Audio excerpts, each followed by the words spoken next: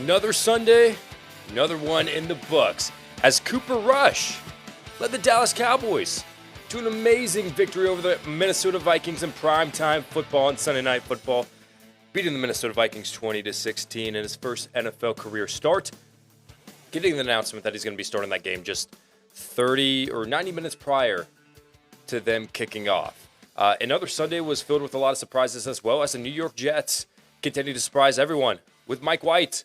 Hey, they beat the Tennessee Titans earlier this year. Why not beat the leading dog in the AFC prior to this Sunday in the Cincinnati Bengals? The New York Jets did just that. The Philadelphia Eagles dominate inside of the trenches on defense and on offense, as the run game is actually existent in Philadelphia, manhandling the Detroit Lions in that victory, as well as many more surprises that happened in this week's NFL season of the 2021 NFL season on week 8 of Sunday. What the hell am I saying?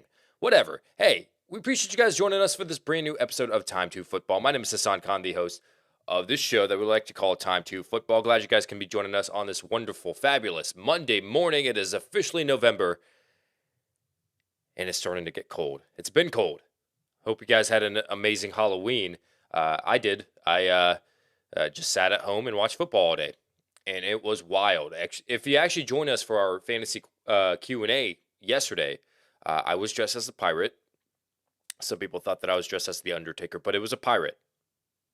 And there was a lot of questions that we answered, and there was an abrupt end at the end of that stream just because my stream gave out. The internet just kind of crapped out on me. But hey, listen, it's not going to crap out this week. Not today, at least.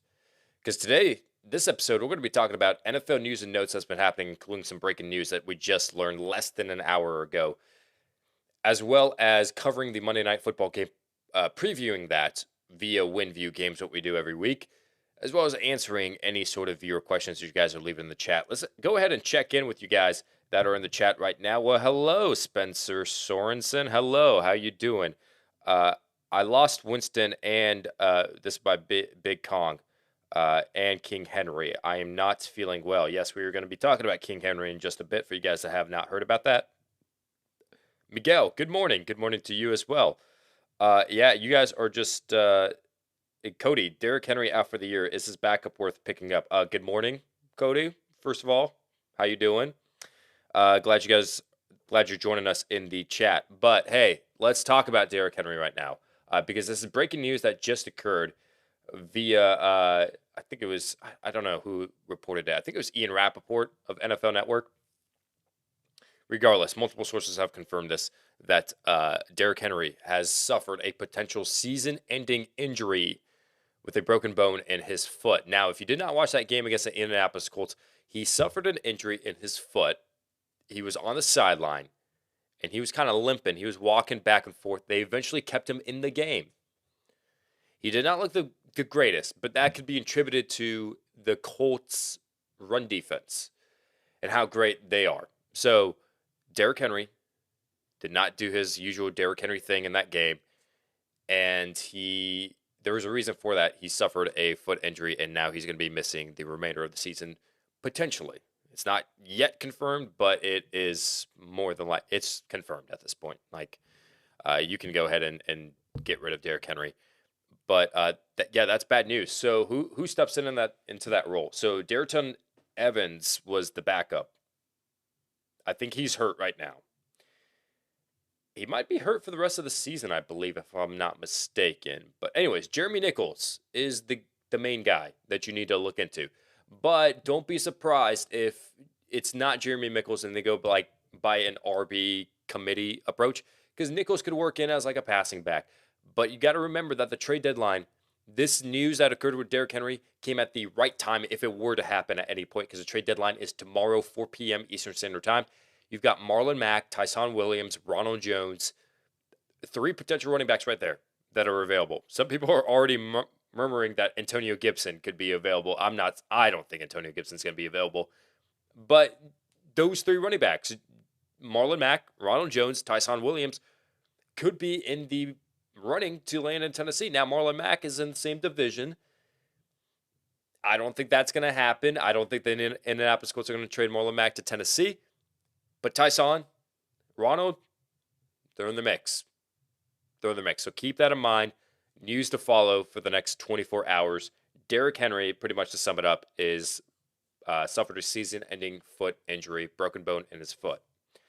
Calvin Ridley, another big news, a big name that's going to be out of football, but for other reasons, he's going to be stepping away from football to focus on mental health. He's released a statement via Twitter. I think he posted it on his Instagram as well, but he released the statement saying that he he needed to focus on his mental health because he missed one game before the bye week to deal with a personal matter, and then the bye week happened, and then he misses this week's game as well after playing against the Miami Dolphins coming off of the bye week, and then he's going to be missing this week as well. So we just, best wishes to Calvin Ridley. Hope he's doing well. Hope it's not anything too major, too serious. Yeah, that's kind of sad news. It's kind of sad news, but Calvin, most important thing is that he deals with whatever he's dealing with, and he can just get better in that aspect. By the way, there was a lot of comments too. I think there's man, screw this guy. What's his name? Fantasy football counselor. Look him up on Instagram. Nah. When the Calvin Ridley news broke, he was like, "What's the reason? Why is he missing it? Why is he missing this game, dude? Who cares? Who cares? He's dealing with his own personal stuff." Yeah, I'm not a big fan of the fantasy football counselor. So if you guys that watch him and follow him, I don't know. It's just a lot of pessimism and negativity. I'm not about that. This show's about optimism and positivity. And he just, I don't know. His comments just, yeah. I guess this episode is me starting beef with the fan. I don't want any beef. I mean, he's not on my radar. There's many people that we ask to collab with us on the show, and he's not going to be one of them. And if you don't know who that is, just look him up, and you'll see real quick why I'm not a fan of him. Respect the grind, though. From one entrepreneur to another, respect the grind. Jameis Winston, he has a knee injury, so he suffered that against the Tampa Bay Buccaneers. Trevor Siemian came in, led the way to a victory, led the Saints to a victory over the Tampa Bay Buccaneers. That defense looked great against the Bucs as well. But this knee injury, according to Sean Payton, is going to be significant for Jameis Winston. So who's going to be taking over? Trevor Siemian looked great. He's going to be the quarterback for now. Now, Taysom Hill has been suffering through a concussion. He's been having to go through concussion protocols. He's still feeling the effects of it. This was back in week 5 that he had this concussion. It's week 6. They had a bye week as well. Still isn't like back into full. Now we expect Taysom Hill to get back into the game, and he's going to be active for the New Orleans Saints coming up pretty soon. Whether he's going to be the starting quarterback, I don't know. He was the starting quarterback filling in for Drew Brees last year over Jameis Winston. This year, we'll see. We'll see if it's going to be Trevor Siemian, who looked great, who looked decent in that game, throwing it to a lot of different receivers. But pretty much, yeah, Jameis Winston is out for a very, very long time. Rob Gronkowski suffered back spasms in that game against the New Orleans Saints, and he has a Week 9 bye coming up, so that is going to give him a little bit more time to rest it up. But, Rob just suffered a broken ribs, punctured lung, and now he's coming back. Suffered these back spasms is very, very unfortunate. I think he should be good to go in the next couple of weeks. But hey, just monitor that news. T.Y. Hilton suffers a concussion. He was taken out of that game, put into concussion protocol, and since it's such a short turnaround with him playing in Thursday Night Football against the New York Jets, his status is very much in doubt of playing against the New York Jets. James Robinson suffered an ankle injury. He was questionable to return all game long, but they chose to ride with Carlos Hyde for the remainder of that game, the Jacksonville Jaguars versus the Seattle Seahawks. So keep in mind that James Robinson has an ankle injury. A lot of running backs have been suffering low ankle sprains. You've got Latavius Murray, Miles Sanders as well, Saquon Barkley. A lot of people are dealing with these ankle sprains. It's a multi-week kind of injury, so just keep in mind. Hopefully it's not that serious, but just monitor his status. Sam Darnold, he suffered a concussion in that game. PJ Walker had to come in. So let's see if he can pass concussion protocol, and he's good to go. Jalen Reagor for the Philadelphia Eagles, he was carted off the field after what we thought was going to be a touchdown. That would have won my fantasy week. I was that close to winning. I lost by 3 points. But if Jalen Reagor scored that touchdown, it would have been a touchdown for Jalen Hurts. That touchdown was overturned. He unfortunately suffered an injury, and most importantly, more than fantasy football, obviously, is his health. And he was carted off, and hopefully he can get better in that aspect. Brian Flores is not worried about his job status, so that was in question with the Miami Dolphins. Hey, what's going on, man? Why is the team 1-7? Can they get better? His job status, he says he's not worried about it. So let's just see. And then lastly, Shad Khan has absolutely all the faith in the world in Urban Meyer. Take it how you want. And that is your NFL news and notes for today.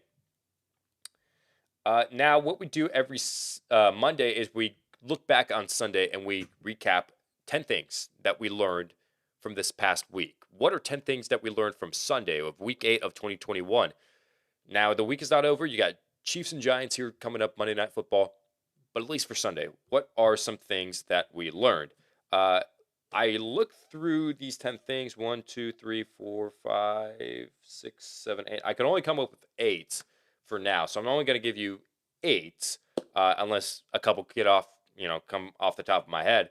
But I'm just going to read off this 8 that I have written down. Number 1, the Vikings, they're not clutch. I have been a fan of the Minnesota Vikings all season long because I'm like, man, people are going to look at the record and they're going to see, oh, man, they're missing these games. They're losing these games. But I'm looking at the stats. I'm looking at the numbers. I'm looking at the points. I'm looking at, oh, man, this is just so close. Like, they're just so close losses. Like, they're just 2 plays, 3 plays away from being like 5-2 or whatever it may be. No, I mean, after this week's loss, another close one, I'm like, man, if you are planning on making the playoffs at 3-4 and you continue to suffer close losses like that, this is going to be the reason why they miss the playoffs. And their offense is hella talented. Dude, their offense is capable of making a postseason run. And their defense has some pieces that, they're kind of iffy at times, but they have the pieces to do well. And they just can't close out those wins. So if they are going to make the postseason, if they make it, this will be the reason why they might potentially miss the playoffs. They're just not clutch. I hate that. Sean Payton, takeaway number 2, is New Orleans' most valuable asset. Yes, I will say that Sean Payton, on record, of saying that Sean Payton is more valuable than Alvin Kamara. Out of any player, Sean Payton is the reason why the Saints just continue to roll on. Drew Brees dating back to when Drew Brees retired, dating back to when Michael Thomas suffered injury after injury after injury, dealing with the roster that he has without one of his star playmakers in Michael Thomas, without Drew Brees, dealing with Jameis Winston, with Taysom Hill, with Trevor Siemian. He's getting it done. Sean Payton is the reason why the Saints are going to make a beautiful postseason run coming up. I don't know how deep they're going to get, but at this rate, it's looking like they're going to make the postseason. Sean Payton, the Saints' most valuable asset. The Patriots, takeaway number 3, won't go down easy. That's what we learned. Everybody was ready to write them off when they were 2-4. And then they had that 54-point massive scoring offensive output against the New York Jets. And then went to 3-4. And then against the LA Chargers, are like, yeah, Chargers are coming off a bye. They have a lot of time to prep. Nah, the Patriots dominated. The score won't really show it, but the Patriots defense looked amazing in that game. So, the Chargers were manhandled, and maybe that's just a different story. Maybe the Chargers need to get things clicking. But the Patriots, takeaway number 3, they're not going to go down easy. Takeaway number 4, Urban Meyer is holding the Jaguars back. Urban Tradition Meyer. Remember, if you're a fan of the show, college football, tradition. It's all about the tradition. That's why college football is better than the NFL. It's tradition. Hey, raising good men out there. It's about raising good men. Oh, you want to watch the best of the best play football? Nah, I don't. I don't care about the game. I care about tradition. So Urban Tradition Meyer came into the NFL, and there was a lot of reservations, at least on my side, that maybe he wasn't going to transition to the NFL as quick as many people expected. And he only took that job because Trevor Lawrence was going to be the starting quarterback, which is a bad reason to take a job. But anyways, not a knock on Trevor Lawrence. I'm just saying one player is not like, oh, okay. But anyways, Urban Tradition Meyer is the reason why the Jaguars are being held back. And Sean Khan apparently has a lot of faith in him. I would not be surprised if Urban Meyer is let go after this season, that the experiment ends and they go after someone that maybe Eric Bieniemy, offensive coordinator of the Chiefs, who apparently doesn't interview well. But, there's a lot of internal offensive and defensive coordinators that they could possibly go after that have a lot of NFL experience that might be better for the Jaguars. So that's what I learned. Urban Meyer is holding the Jaguars back. The next takeaway, Eagles, they need to run the ball more. Oh, my gosh. Nick Sirianni, guess what happened? Between the running backs of the Philadelphia Eagles through weeks 1 through 7, they had 3 total rushing touchdowns. In this week alone, in week 8, the running backs combined for 4 total rushing touchdowns. I mean, what does that tell you? And you won. You won big time against the Detroit Lions. Yeah, you're going to take things away from Jalen Hurts and responsibility away from him. So for you guys that own Jalen Hurts in fantasy football, that's going to suck. But for the Eagles and winning football games, that's a great thing. Run with the ball. See what happens? You win. The next takeaway that we learned, the Eagles need to run with the ball more. Next takeaway, the Falcons now have to think of a game plan outside of Kyle Pitts. I don't think that Cordero Patterson, he's going to be productive. He's going to get just the nature of it, the volume. It's going to happen. But he's not going to be the game-changing player every single week. The game-changing players that they had to rely on were Kyle Pitts and Calvin Ridley. Now, Calvin Ridley is going to be gone. You think people aren't going to focus in on Kyle Pitts? Stephon Gilmore focused in on Kyle Pitts. The Panthers' defense in general focused in on Kyle Pitts. They took him away from the game. And the Falcons lost. So the Falcons want to keep this thing going. Hey, we're 3-4. Maybe there's a shot we can make the playoffs. You're going to have to think of a game plan outside of Kyle Pitts, and it's going to have to be a lot of different playmakers that you go after. And unfortunately, during the offseason, I know cap space was kind of limited, but it kind of puts into question, like, hey, maybe we didn't sign the right players. Maybe Mike Davis wasn't the running back we were supposed to go after. Maybe in the draft we shouldn't have traded back from the second round when we could have just stayed and picked Javonte Williams right there to be our running back of the future. They're going to have to answer those kind of questions. And, this year at least, they're going to have to think of a game plan outside of Kyle Pitts. The next takeaway, Jimmy Garoppolo deserves to be the starting quarterback. We mentioned this a few weeks ago in one of the takeaways that we learned. Jimmy G is going to continue to be the starting quarterback of the San Francisco 49ers as long as they're winning football games. And he proved again that he deserves to be the starting quarterback against the Chicago Bears. 322 rushing yards, 2 rushing touchdowns. Jimmy G is the best choice for the San Francisco 49ers. Not Trey Lance. I know people want Trey Lance to come in, but Jimmy G is just performing better. And the last takeaway, I know I just said 10 takeaways, but I can only come up with 8. Joe Flacco, that trade for the New York Jets is absolutely pointless. Hey, when it happened, I was like, why is this happening? Now, if you're the New Orleans Saints and you just lose Jameis Winston and you need a veteran quarterback that's a little bit more experience you can trust because you're going to make a postseason run, sure, save your season. But when you're in the position like the New York Jets where you only won 1 game at that point and Zach Wilson is only going to be out for 2 to 4 weeks, why are you giving up a 6th-round pick for Joe Flacco? I thought it was absolutely pointless. And it made it pointless even more because after this Sunday, Mike White looks great. He looked great. He's officially named the starting quarterback for the New York Jets going to Indianapolis Colts on Thursday Night Football. So that's the takeaway I learned. But yeah, that is some takeaways that we learned from this past Sunday of NFL football.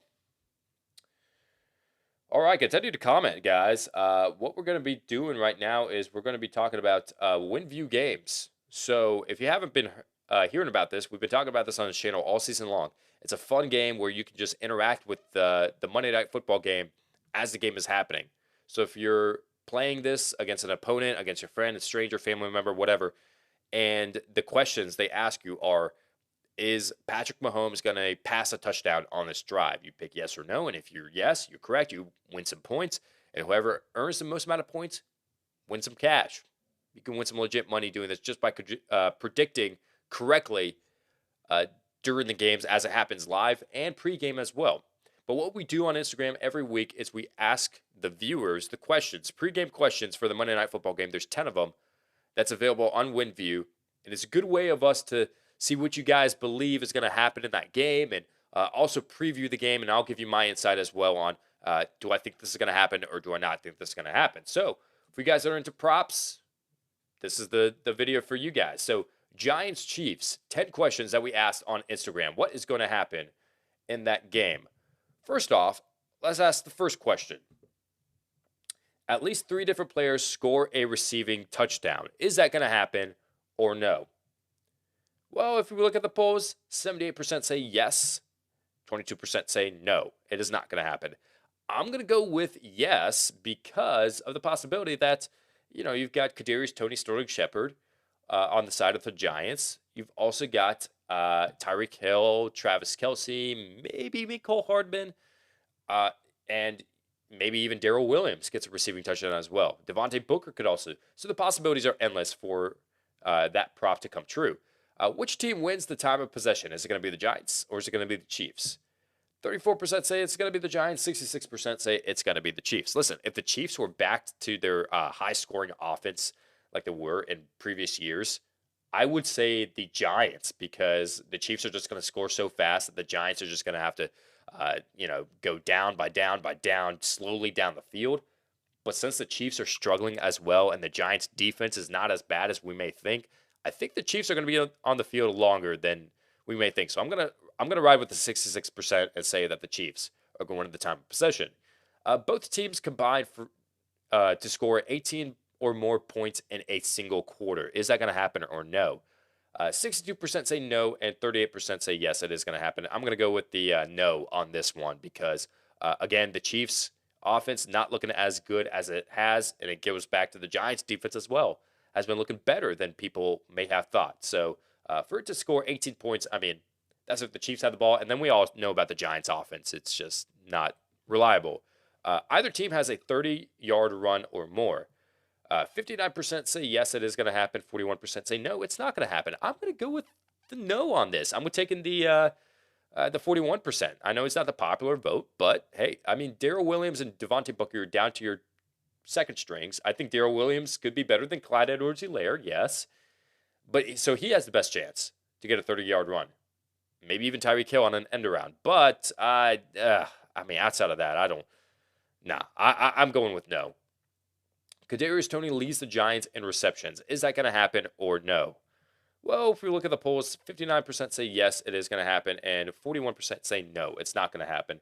Okay, same number, 59 to 41, and I'm leading with no, it's not going to happen because going into this game, Kadarius Toney, he is questionable. He might play, like he's going to play, and he may have a full workload, yes. But Sterling Shepard, I think people forget about him. He's a little bit underrated. Sterling Shepard is going to lead the Giants in receptions, I believe. Tyreek Hill has the longest reception of the game. Is that going to happen or no? 53% say yes, 47% say no. This is a little bit closer than we may think. I'm going to go with the 53% and say yes, it is going to happen. I mean, deep shot after deep shot after deep shot. Like, just take it. Tyreek Hill, it's going to happen. I feel like it's going to happen. This is the game where Tyreek Hill gets back into form. Daniel Jones or Patrick Mahomes rushes for a touchdown. So the quarterbacks, does it happen? We've got Danny Dimes, Danny Legs, whatever you want to call him, Danny Wheels. 79% say yes, it is going to happen. 21% say no, it's not going to happen. In these kind of props, whenever you have a quarterback rush for a touchdown, I always go with a no because that has a higher chance. I don't think Patrick Mahomes is going to rush for a touchdown. He's not necessarily like it's an outside of the pocket scrambler, but not like really a scrambling quarterback, if you want to call him that. But Daniel Jones more so is. However, I'm going to lean in with the no because it's hard for a quarterback to get a rushing touchdown. Either team makes 3 field goals or more. Is that going to happen? So Harrison Butker or Graham Gano, are they going to make 3 field goals? 48% say yes, 52% say no. I'm going to lean in with the no just because Graham Gano probably has the best shot just because he's scored at least 3 field goals in this season in a single game. But Harrison Butker, on the other hand, This might be a lot of extra points. Chiefs scoring a lot of extra points, and field goals may not come up. The opportunities may not arise. Each team scores at least 2 TDs. 14-14. That's all we need from each team. 14 points each. Is not going to happen. 68 or 88% say no. Say yes. Sorry. 12% say no. I'm going to say yes. That's hard not to happen for that to happen. And then lastly, who wins this game? Is it going to be the Giants or is it going to be the Chiefs? Well, if we look at the polls, 58% say the Chiefs and 42% surprisingly go with the Giants. That's closer than I thought. I thought it would be a little bit more lopsided, but I'm going to go with the Chiefs. I'm going to say that the Chiefs win this game and they're going to go back into form. So that is WinView games, and it's pretty simple. You just go to the website and you just type in winview.tv/T2F. Click that link in the description. You can open up the website, or you can download the app, sign up, and they match your deposit of up to $100 if you click that link, winview.tv/T2F. And again, it's pretty simple. I'm going to put myself in the corner right here to show you the questions right here. If we click on the first one, at least 3 different players record a receiving TD. Well, I'm going to go ahead and say, let's just say yes. Why not? You can put it at a certain amount of points. Say, I say yes, but I'm not that confident in it, so I'm only going to put in 250 points. Or you can take a risk-free one-shot stab at it and go with 750 points. But you just click on Make Prediction, and it just keeps on going to the next question. So that's pretty much it. That's how it works. Click the link in the description, winview.tv/T2F, and sign up and start playing. Now, we're going to get into viewer questions. Guys, questions you have been leaving in the comments that you guys have been tuning into the show for the duration of the show to have your question answered. Let's see what you guys are saying. Let me pull up the questions right here.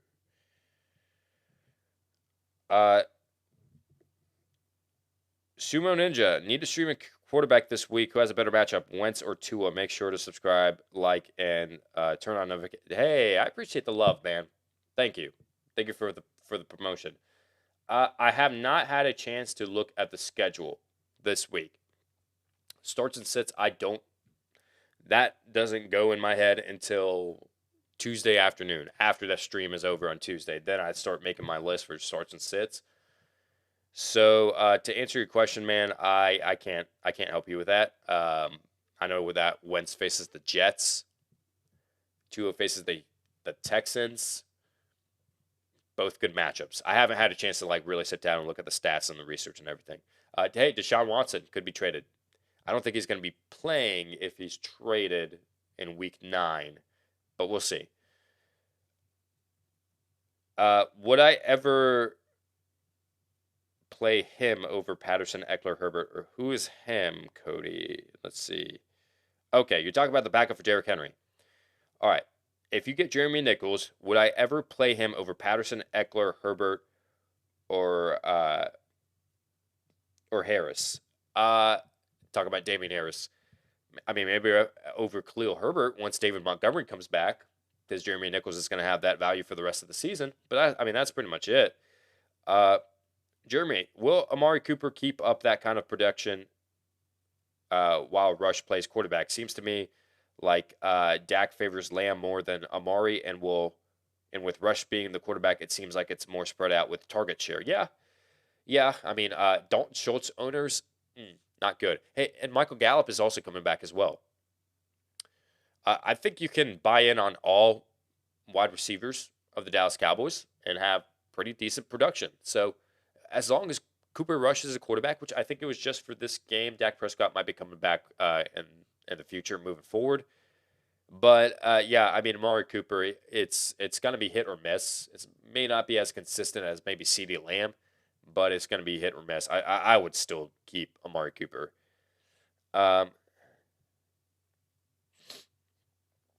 Nicholas, will Danny Dimes and Tyreek ball out tonight? Tyreek, sure. Danny Dimes, I don't know, dude.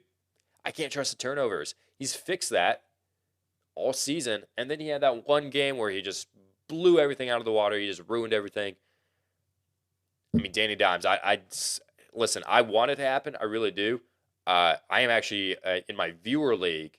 I think I'm playing Daniel Jones, and he needs less than 25 to 30 points. So if he gets like 20 points, hey, congratulations. So I hope that he gets less than 25 points selfishly. But do I think it's going to happen tonight? Possibly, but I don't have a lot of confidence in it. I just can't trust Daniel Jones at this point. Uh, Rush asking, should I pick up this new Rush quarterback, Cooper Rush? No.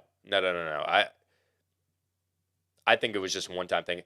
The fact that they took until pregame for Dak to be inactive, like, hey, let's look at how he's warming up, tells me he's going to be ready by next week. So don't worry. Dak Prescott is going to be good to go. Don't pick up Cooper Rush. Rob Navarro, I played Teddy B over Tannehill. Oh, no. Yeah, it's okay. It happens, man. It happens. Did I have Teddy as a must start? I know I had Tannehill as a must start this past week. I don't think I had Teddy. I thought he was like a good streaming quarterback. I mean, that ended up not being true, but yeah, Tannehill against the Colts, he has some pretty good history against them. Spencer Sorson, he's got a life too. Mental health is for real. Talking about Calvin Ridley, yes, seriously, for real. Like, yeah, golly, some people just comment mean things and only care about the fantasy football team. Hey, screw your fantasy team. Like, freaking Calvin Ridley's dealing with some stuff. Like I have, sorry about that. I have so many injuries on my fantasy team, and I'm like, it sucks, but like I'd rather have the player be better, and maybe that's because like I don't know. I've talked to a few players, like I've interviewed some players, and I don't know. They're just people, like they're just normal people, and I hate when people put fantasy football over injuries and or mental health stuff. I hate that, dude. Rubio, lots of people don't like the fantasy football counselor. You're not the only one. Okay, so people know about this guy. People know about. Okay, good. How is he verified on Instagram? Hey, fantasy football counselor, what'd you do? How you verified? And then his only knock is like, I get to do this full time. I'm talking about fantasy. Hey, guess what? Who cares? I never brag about that. Golly, dude. I don't know. I don't know.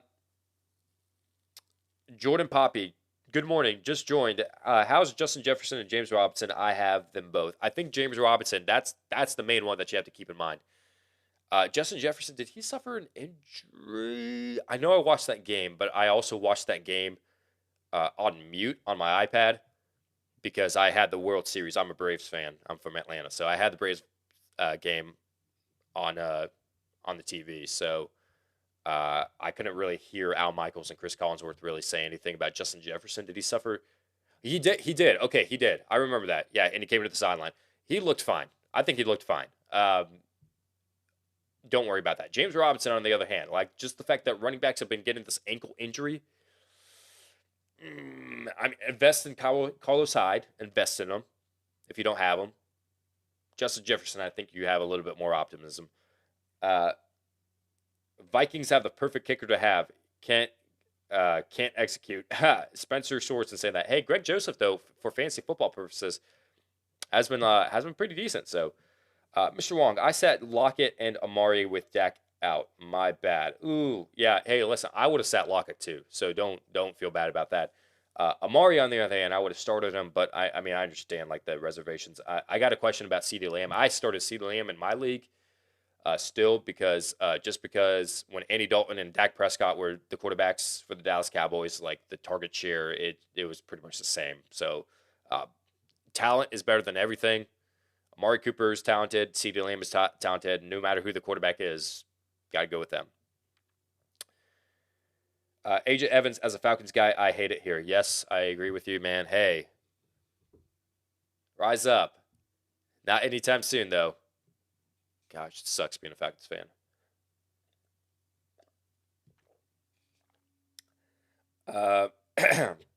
Naslin, Sanders destroyed me. Also Schultz. Yeah, Sanders was non-existent. That Dolphins defense for for the majority, for the most part of the game, kept up. And they shut out Emmanuel Sanders, Dalton Schultz as well. I mean, I think it's just due to Cooper Rush being the quarterback.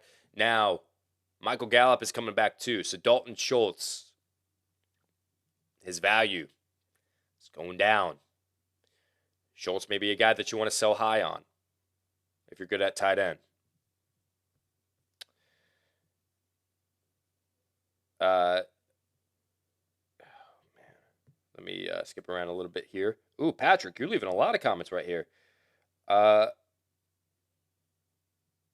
Dude, Gainwell was a bust, but I still won. Yeah, hey, and this is why I put Boston Scott as an ad in fantasy football, because of how when Miles Sanders went out in that game against the Las Vegas Raiders, Boston Scott got the same amount of touches as Kenneth Gainwell. And he had a rushing touchdown. Like, he was going to be the ground and pound guy. Kenneth Gainwell was going to be the guy through the air. Now, game script is going to determine, like, is it going to be Boston Scott every week? Is it going to be Kenneth Gainwell? You got to rely on Boston Scott, because when Miles Sanders has been hurt in previous years, Boston Scott has been looking great. So, I mean, yeah, I said that Kenneth Gainwell was an ad last week, but I also said, hey, disclaimer, if you think that he's going to be an every down back, you're going to be extremely disappointed. And that's how it's just going to be until Miles Sanders gets healthy. Mauricio, Titans should go for Alexander Madison if Henry is out rest of the season. Ooh, I like that a lot. Now, I don't think Minnesota will trade Alexander Madison. I think they like, because Dalvin Cook gets hurt a lot. And I think they like that insurance policy of, even if Dalvin Cook gets hurt, we've got like this third-round running back that we drafted who's still on his rookie contract, still very cheap. But, like, when his rookie contract ends in the next couple of years, yeah, then he'll be a free agent. But, like, trading him away, I don't think it's going to be like, hey, he's too expensive, we have to trade him away. No, I think they're going to keep him. But I would love to see Alexander Madison get traded, especially to my Atlanta Falcons. Oh, man. I wish we got Marlon Mack in the offseason. 1 year, $2.5 million deal to return to Indianapolis. Atlanta, could we not have matched that? I know we had no money. We got Mike Davis instead, man. We didn't even make an offer for Damian Williams. Okay, anyways, whatever. How many points can Booker have today? This is by Dan. Dan is Q01. Booker can have 15 points, but he could also have 5 points. I have Booker as a bust of the week. I think Elijah Penny is going to work in there. Is he going to get double-digit points? I think he's closer to getting like 9 to 10 points more so than he has like 15 to 20, if that makes sense. So if I had to put an estimation on it, half PPR, it'd be like somewhere between like 8 to 10 points would be my estimation. Ulysses, I only got time for 2 more questions. Ulysses says, trade deadline, or trade DeAndre Swift or Darrell Henderson for Tyreek Hill. No. I mean, running backs are so valuable, dude. And we see it with Derrick Henry. Like, the most prone running back, or most prone position to get hurt is running back. So you gotta keep that running back depth, man. You gotta keep DeAndre Swift. You gotta keep Darrell Henderson. Yeah, I wouldn't do it. Did Sanders die yesterday? It seemed like it. Yeah. Emmanuel Sanders was just nowhere. Let's see what else we've got.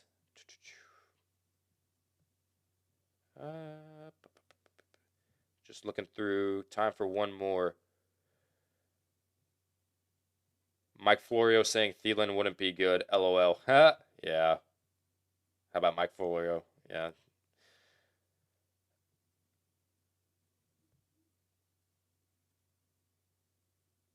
I'm looking at Patrick's comments. Are you talking about the fantasy football counselor? Fantasy show beef. No, I'm not trying to start any beef, guys. I'm not. Guys, I'm not. I'm just giving my personal opinion. And I respect like any entrepreneur that's like putting in the time to get work done. I just don't agree with how he gives certain takes on and is more negative and pessimistic, and it's like just pretty much like a bully with players. Yeah. Anyways, on that note, I'm just gonna go ahead and end it because I'm getting myself in hot water. But yeah, we appreciate you guys joining in on this episode of Time2Football. Hey, make sure you guys subscribe to this channel and leave your comments down below. Yeah, turn on notifications. Turn on notifications so you can be up to date with whenever we come out with these live streams every 10 a.m. Eastern Standard Time is the time we target for. Subscribe. I don't know what else to say. I mean, other than that, Mike White beat the freaking Cincinnati Bengals. Can you believe that? Can you believe that? Take care.